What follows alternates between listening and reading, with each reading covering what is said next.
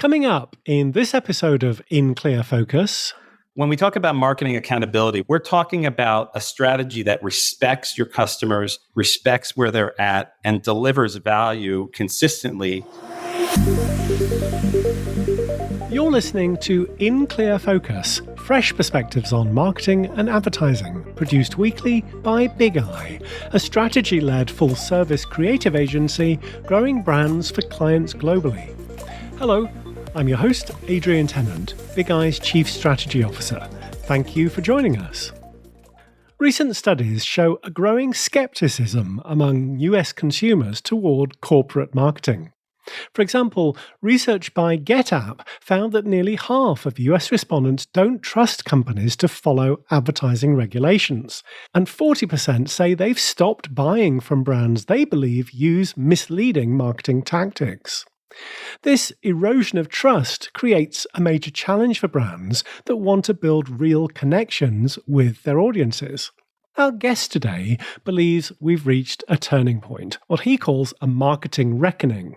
It's time to replace manipulation, opacity, and hollow engagement metrics with accountability, transparency, and real value. Jay Mandel is leading that charge. He founded the Marketing Accountability Council, or MAC, to promote ethical marketing and greater industry transparency. Jay brings a wealth of corporate marketing experience to the role, having served as Vice President of Global Digital Marketing at MasterCard and Director of Marketing for IBM Research. He's also the founder of Your Brand Coach, a consultancy that helps people and brands build meaningful presences rooted in core values and compelling stories.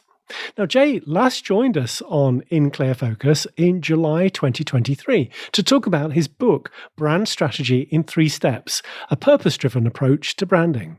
To discuss how we can embrace more accountable marketing practices, I'm delighted that Jay is joining us today from New York City.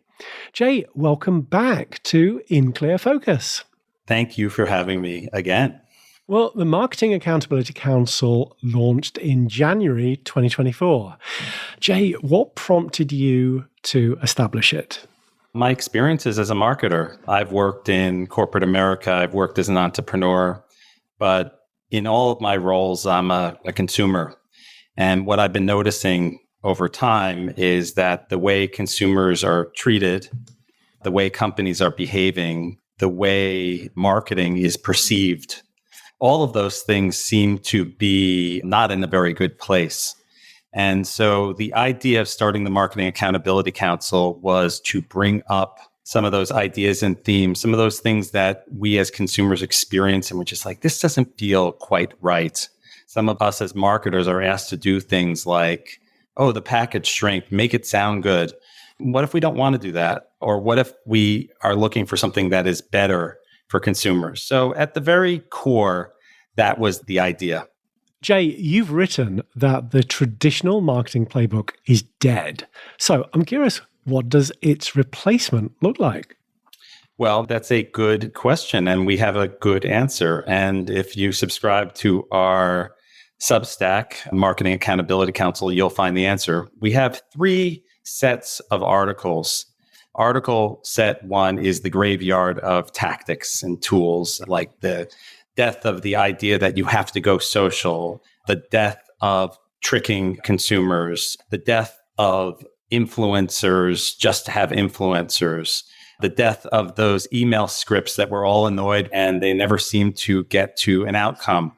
Those things are in the graveyard, and that's the series of pieces that I have written. And I think there's about 10 graveyards, and there'll be more.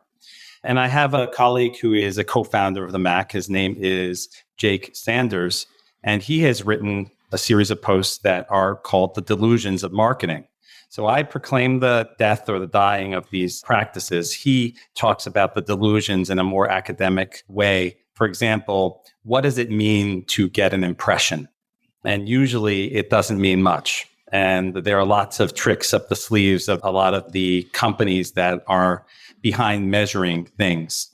What does product marketing mean these days? So there's delusion of product marketing, delusion of impressions, delusions of social media, delusion of branding. They're all the tricks and things that are happening in our world. So he writes about that. But we need answers. And that's where Moni, who is another founding member of the MAC, writes her columns about the heuristics of marketing. And like one heuristic of marketing could be ask why 3, 4, 5 times. Start with why to really get to your truth. And so the idea is if we have the graveyard, the delusions, and the heuristics could be the prescriptive way that we could treat marketing differently, not by using tricks and hacks, but real, proven scientific things that respect the past and look forward to the future. But in addition to that, we are piloting something that's called the Trust Index. And we are using the themes that come from all of these ideas that we're writing about to create a evaluation scorecard for how we measure marketing. And I'm not just talking about measuring an ad. I always remind people that marketing is the 4 Ps: product, price, place, promotion. And an example, Chili's is a fast casual restaurant, and Chili's is on the up and up these days. Why?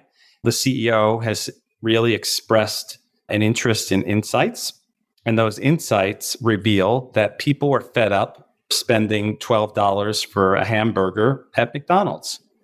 And the insight was that if they could charge $12 or less and get some people into Chili's, then people will be attracted to that. So they did a whole advertising campaign basically saying you shouldn't need a pawnbroker in order to go out and get a good meal. And it's better to go for a fast casual meal than to sit in your car and get your soggy Big Mac. So in addition to the insight that he acted upon and the company acted upon, he also improved the product. They invented a mozzarella stick that is so gooey and cheesy that on the internet, you got these cheese pulls, these epic cheese pulls. And in the world, I did say that certain levels of influencer are dead, but it's not dead if someone goes into your place and says, cheese pull, and they're really, on trend and doing that. So Chili's is rising up as companies like Applebee's and others are declining. And it has to do with a better product and better service. And it has to do with, the locations where they're at. It has to do with the price that they're charging. There's a Wall Street Journal piece that you could look up on YouTube that talks about this. There's also a piece in the MAC that I've written about it. And the reporter from the Wall Street Journal says to the CEO of Chili's, she starts to talk about how are you going to make money with this? Are people going to come into Chili's and just order the $9.99 smash burger and call it a day? And he said, no, we have a margarita with that, and that margarita costs $6. But if you want, you can spend $12 or $15 on the Presidente margarita. That's your choice. No one's forcing you to order that. And if you feel that you're a family and you like top shelf liquor and you can afford that and you want that. And that's called the barbell strategy. And that's documented in my article.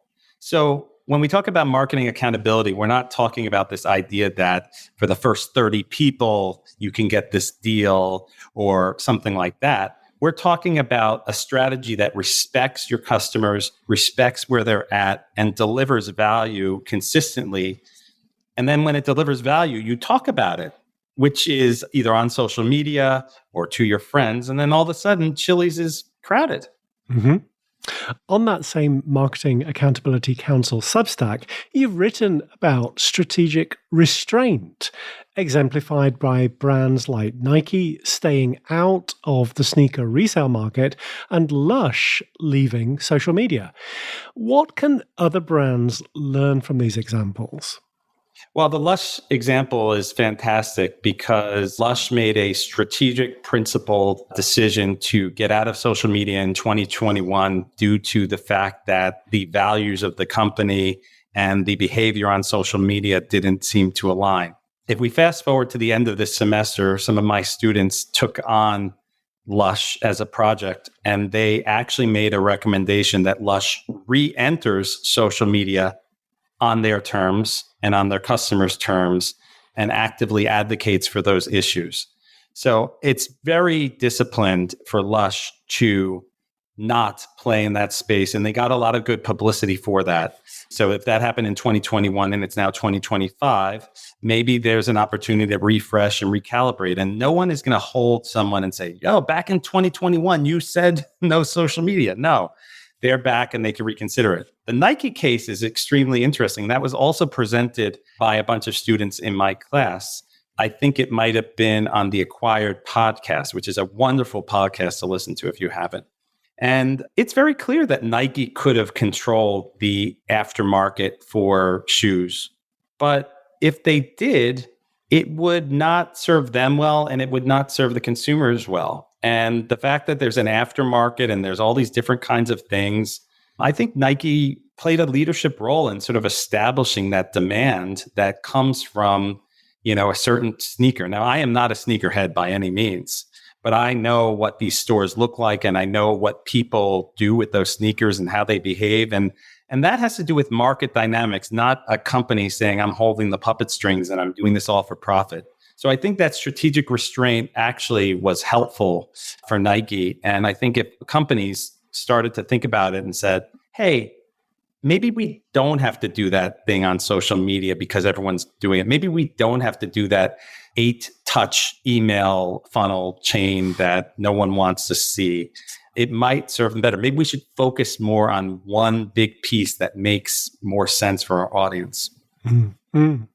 Well, Jay, you've also addressed problematic outreach practices and what you've dubbed the Great Attention Heist. Can you explain why they're problematic? Yeah, well, I mean, we're now in this place of attention versus intention. For years, attention was what everyone was after. That explains the whole social media movements that we've seen and everyone's doom scrolling and all that kind of stuff. But now we're in this place where there is more of a focus of intention. So the idea is simple. What comes back from your ChatGPT, your Perplexity, your Claude, your Copilot is not just about your attention. It's about your intention. So if someone were to say, hey, I would like a recommendation for the best place to take my family on vacation to, where did that come from? And what will you do based on that answer that may not be based on anything but someone buying that? So an advertisement, it's pretty transparent what an advertisement is, where an advertisement goes, this and that. As we enter this new era of AI, and we've seen announcements that Perplexity is going to deliver the best ads possible because they're going to be hyper targeted, but are they going to be transparent? Wouldn't it be great if there was sort of a compass or a bill of rights for customers or a disclosure by big companies about the way that things are presented and how they either respect your attention or don't? And I think that this whole attention heist is simple.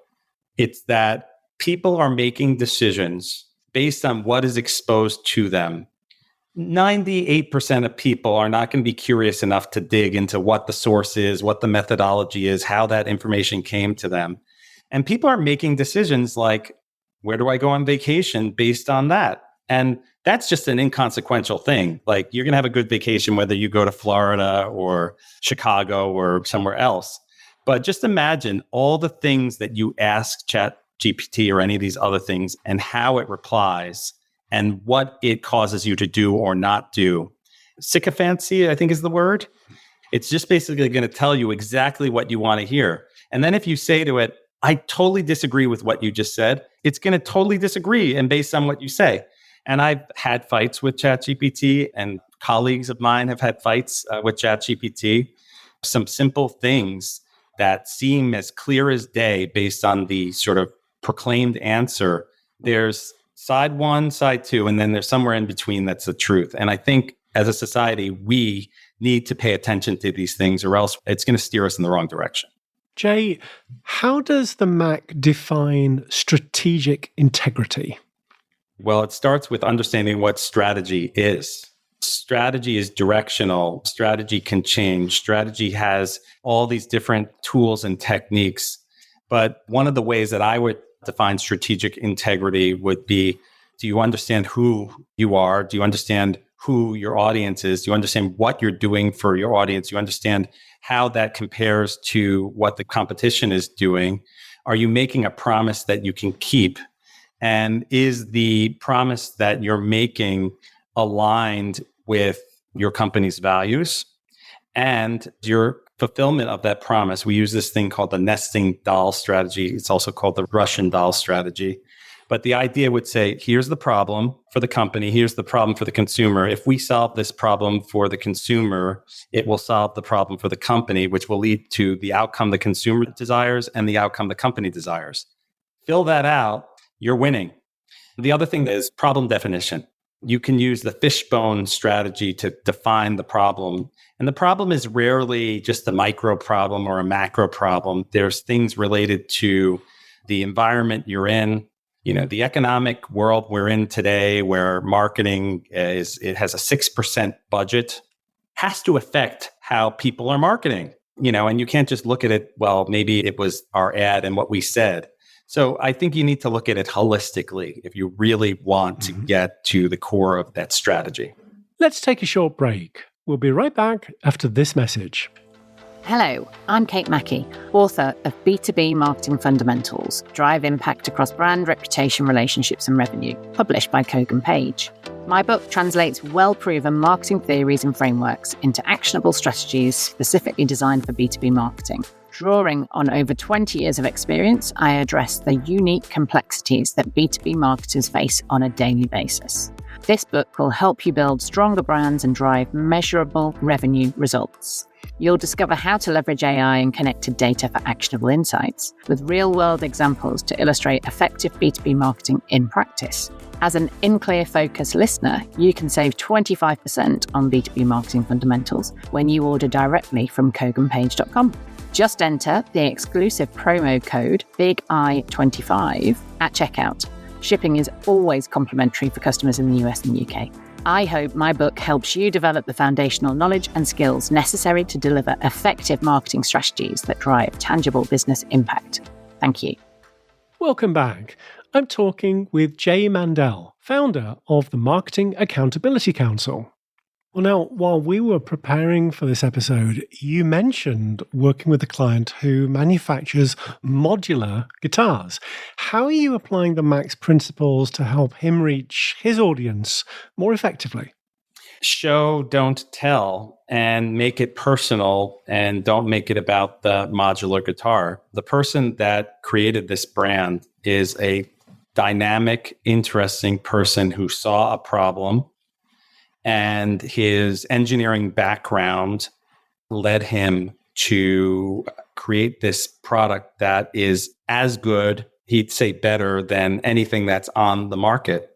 The current website was just pictures of the guitar. My diagnosis would be that, yes, that's very important, but more important is to help people visualize what that guitar will do for them. If you think about the persona, there are many reasons why people play the guitar. One could be, I want to be the god on stage, like Guns N' Roses, or I want to perfect the song, or I've had trouble putting the guitar on the plane, and every time I travel with my guitar, it breaks.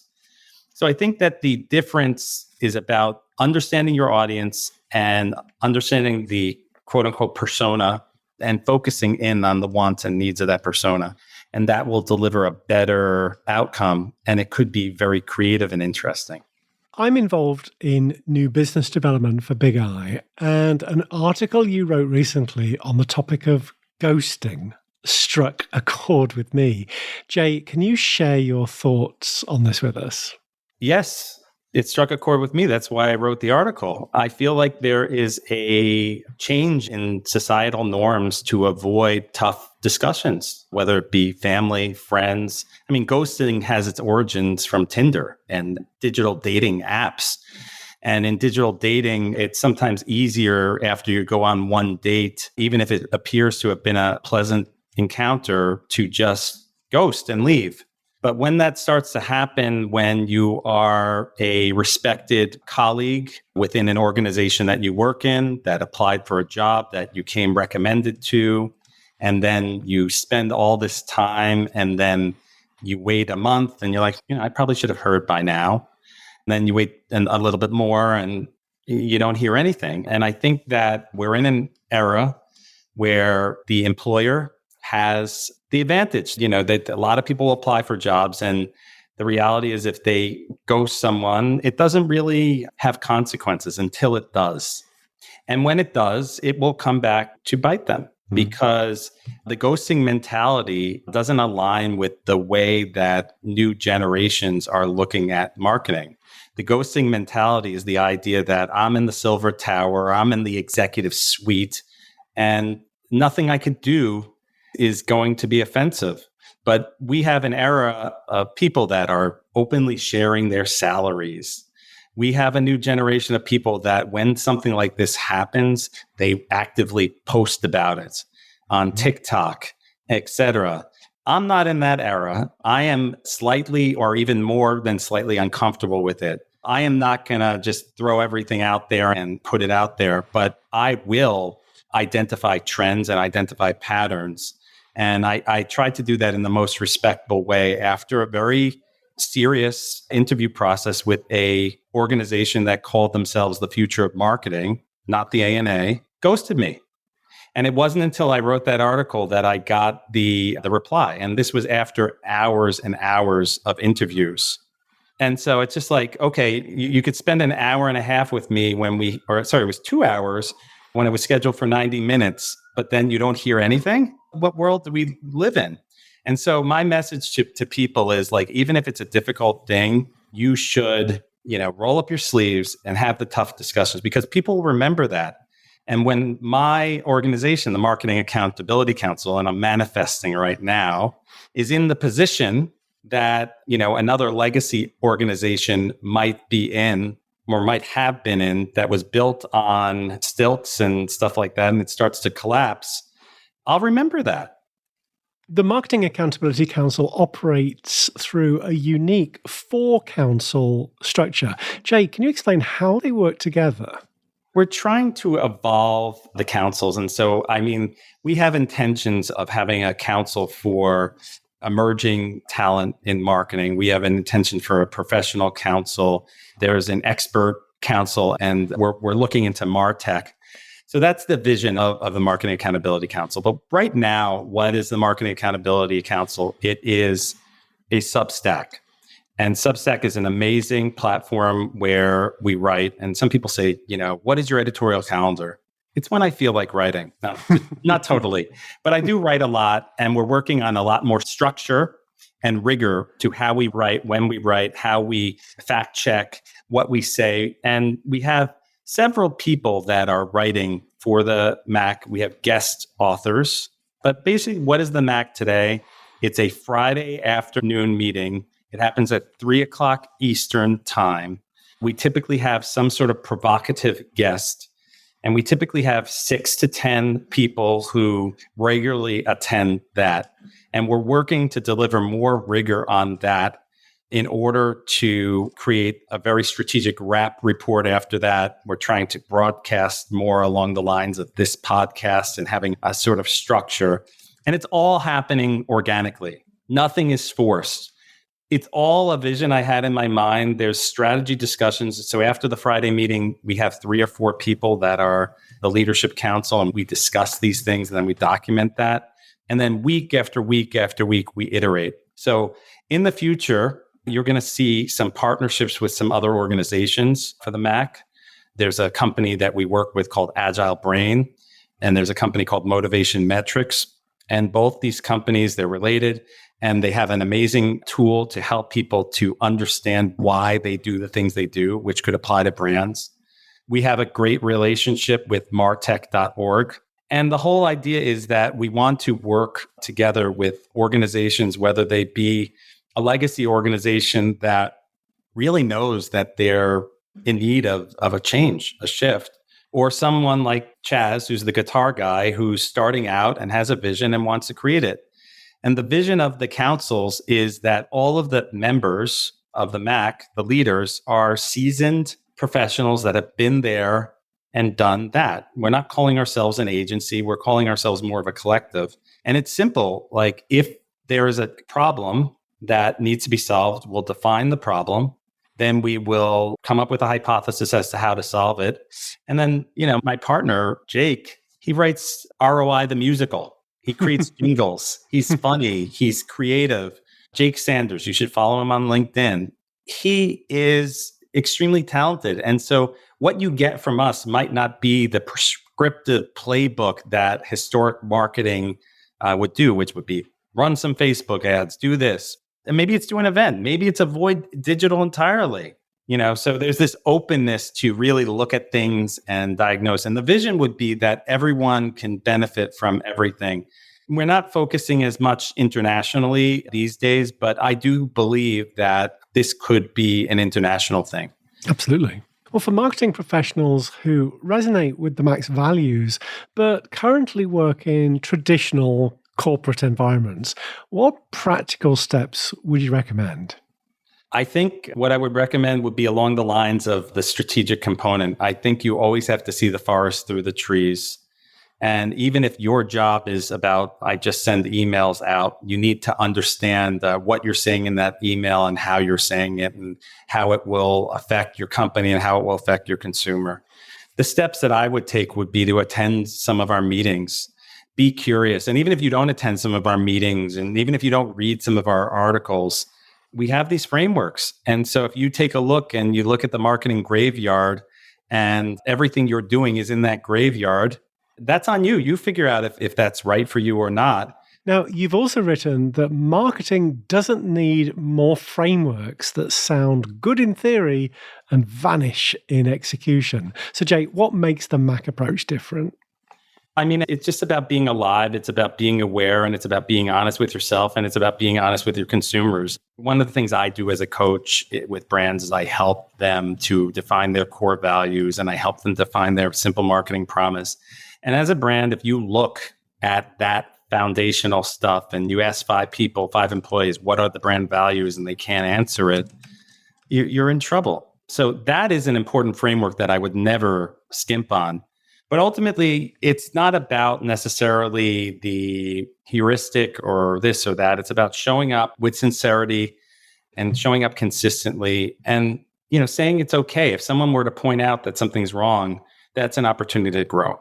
I mean, that's my answer for that. I just believe it's all in your attitude. Great answer and a great conversation as always.